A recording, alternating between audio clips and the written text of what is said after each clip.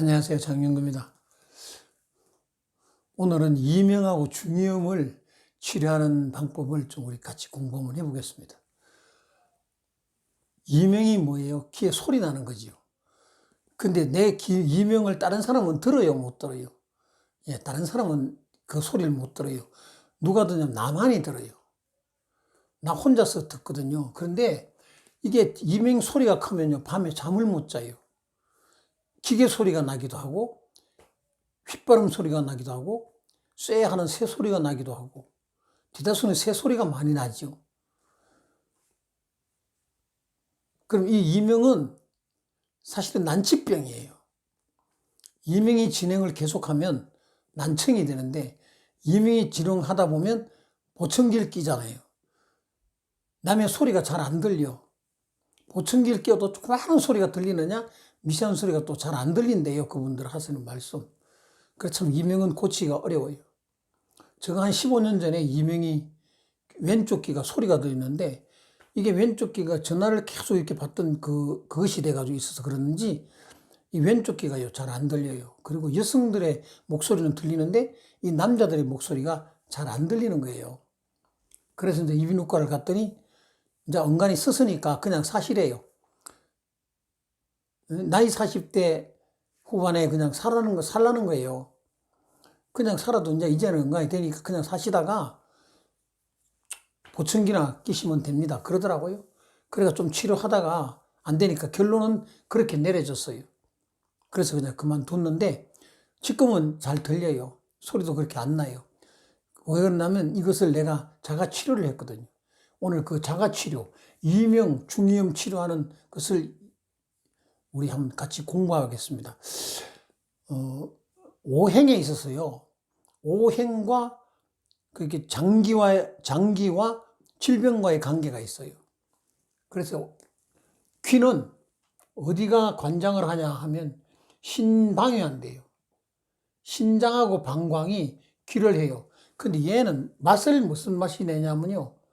짠맛이 신장 방광을 좌우해요. 그렇게 짠 것이 적당히 드셔야 되는 거예요. 너무 짠 거 안 드셔도 안 되고요. 너무 짜도 안 되고요. 간을 적당히 잘 맞추시라는 겁니다. 그럼 왜 이게 이렇게 할까? 왜 귀가 신장하고 문제일까? 신장이 못 걸러. 혈관을 깨끗하게 걸러야 되는데 못 걸러. 지쳤어. 그리고 걸러주지 못하고 그냥 내보내, 피 속으로. 그러면 혈액 속으로 들어간 피가 심장을 통해서 어디로 가겠어요? 또 간을 통해서 들어가면 간도 기능을 또 잘 못해요. 안 태워. 그러면 이게 펴고 혈관이 어디로 가서 이제 뇌로 올라가겠죠. 뇌에 가면 뇌로 가기 전에 꼭 피를 거치는 데가 있어요. 그게 이 달팽이관이라고 그러잖아요.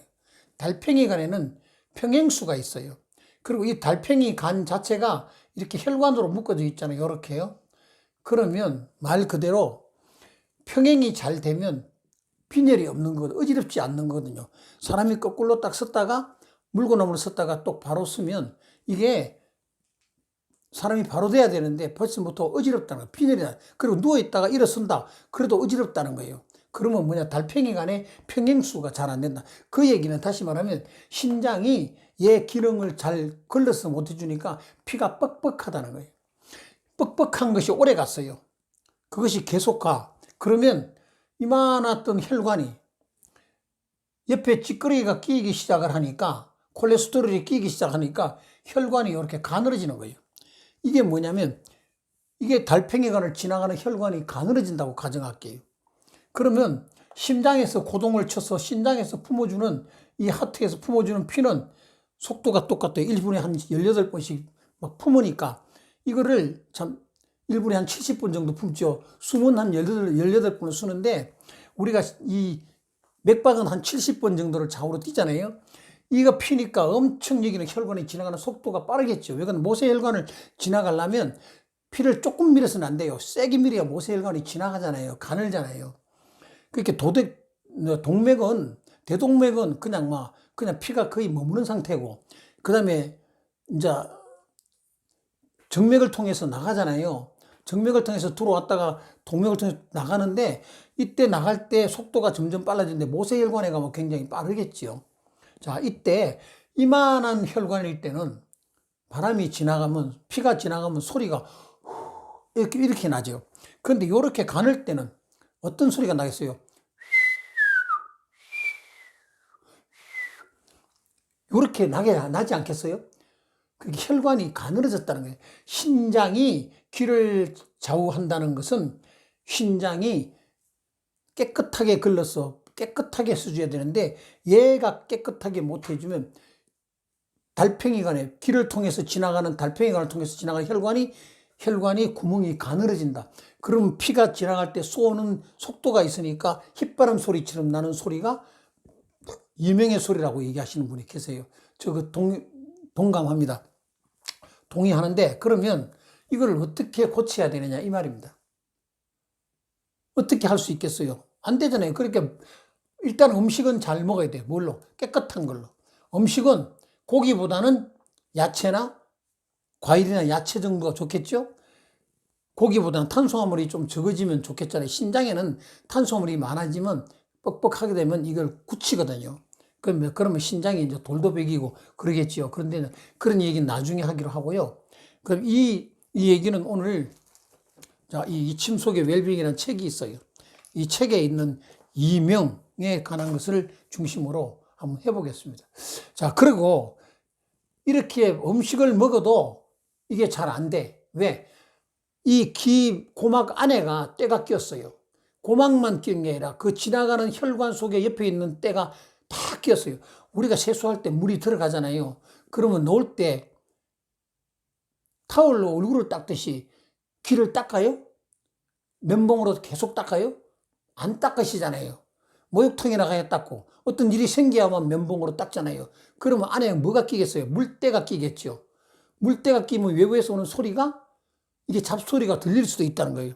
그래서 오늘 그러면 이거를 어떻게 고칠 수 있냐? 두 개 오늘 꿀팁을 드리겠습니다.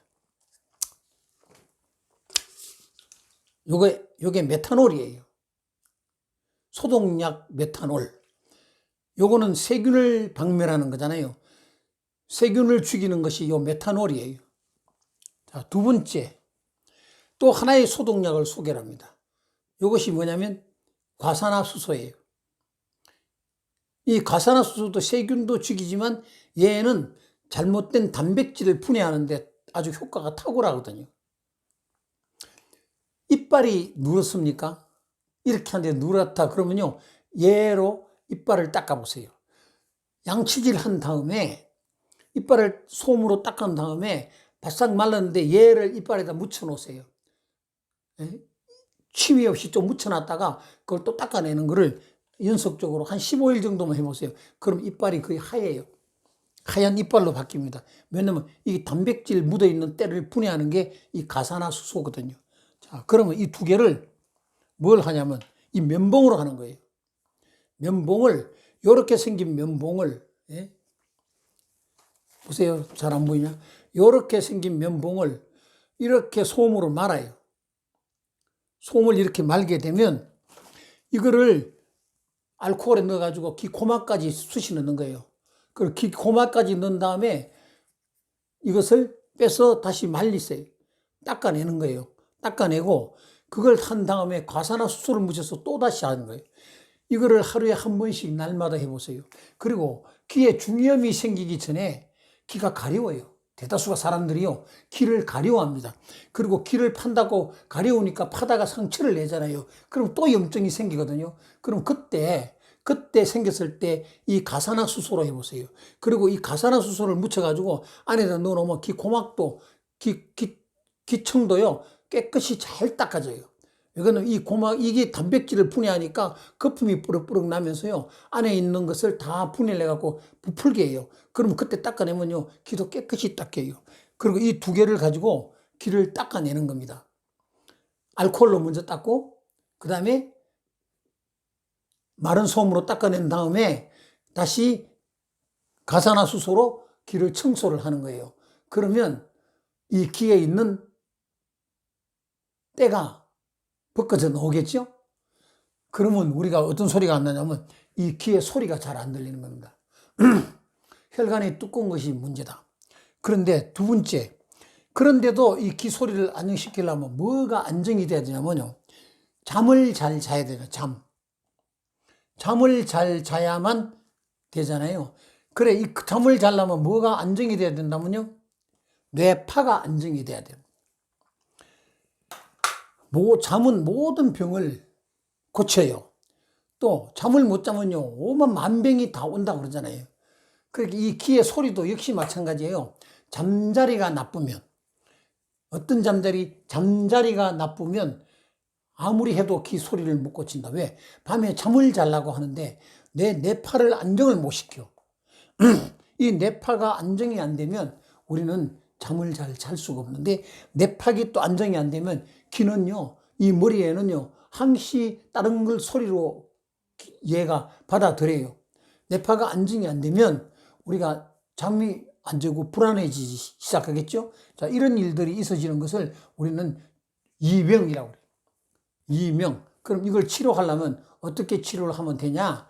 아까 얘기했듯이 알코올과 함께 가산화수소, 이 두 개로 깨끗이 소독을 하세요. 자, 두 번째. 자, 소독을 하고 난 다음에 두 번째. 귀 보시면 귀에 여기 귀를 요렇게 제끼면 요 귀가 줄이 딱 생기고 여기 누르면요, 귀가 아픈 자리가 있어요. 누르면 아파요. 요걸 보고 뭐라고 그러냐면 외이라고 그래요. 여기다 지금 저 테이프를 딱 붙여놨는데 요 붙은 자리예요. 여기를 외이. 이 외이를 티침을 붙인다 그랬죠. 의료기사에 가서 티침을 사다가 여기다 이렇게 스티커를 딱 붙여 놓는 거예요. 한 번 붙이면 한 3일씩을 두세요. 그리고 하루 띄었다가 또 한 3일을 붙이세요.